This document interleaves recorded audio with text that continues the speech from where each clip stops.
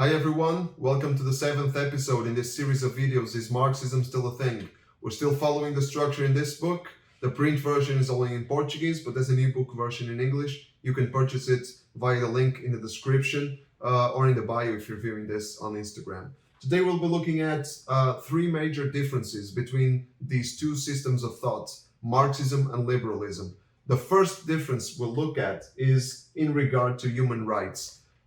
For liberalism, human rights are inalienable, which means that you can't take away the rights of the individual without violating something sacred.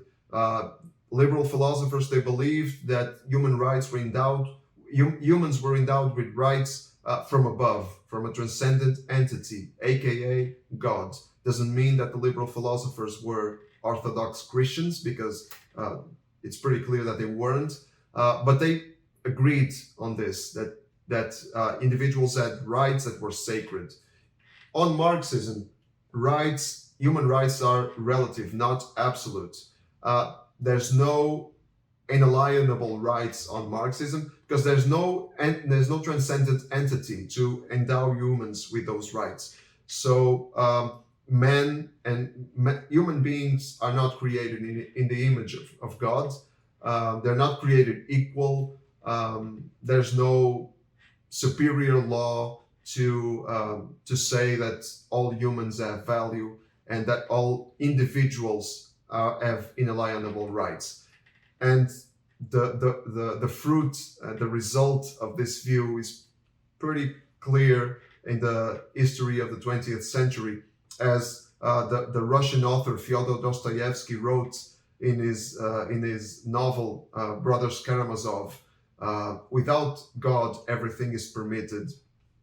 This means that without a transcendent entity, rights can be taken away. The state can decide. The state, which becomes the most transcendent entity, can decide which rights should be taken away from the individuals and which rights should be given to them.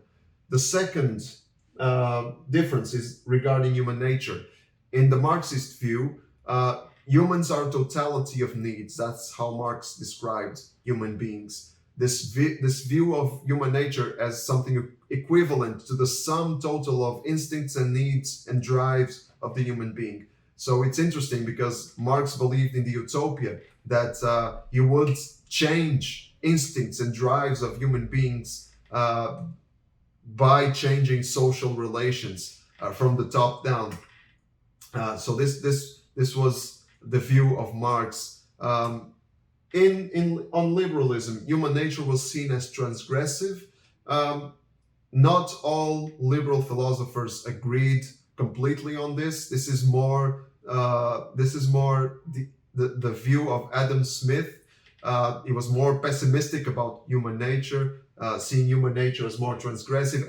But all liberal philosophers believed in the need to have boundaries, particularly to the state. The state needed boundaries. They're called constitutions, and liberal ideas were in the basis of the Constitution of the United States, and also the Universal Declaration of Human Rights. So boundaries, human beings need boundaries, because if they don't have those boundaries, they will transgress. And the state, particularly the state needs boundaries.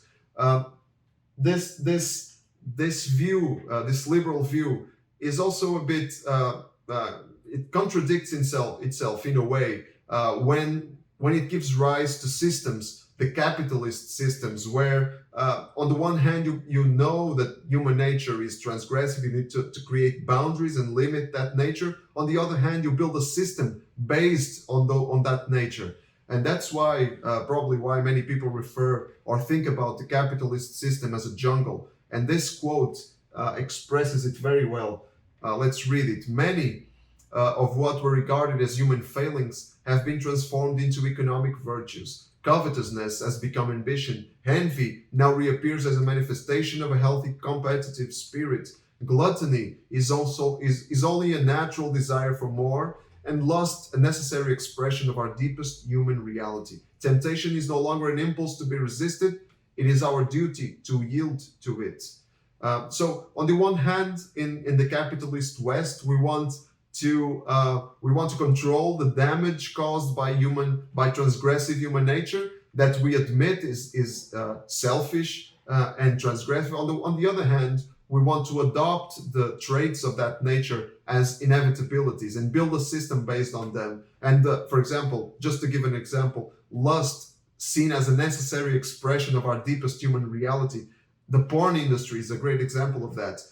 Human beings have instincts. They have instinct to lust. So let's build an industry to satisfy that need.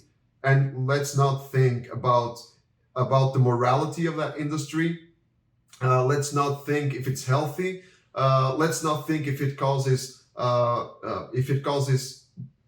abuses like human trafficking. Let's just create a product and sell it. So there are abuses, and of course, none of these abuses are to be compared with the great genocides and atrocities caused by attempts at implementing Marxism in the 20th century. But there are abuses nonetheless, and we should note them. The third and last difference is in regard to social philosophy. The Marxist view is a collectivistic view of society. So this means that the group takes precedence over the individual.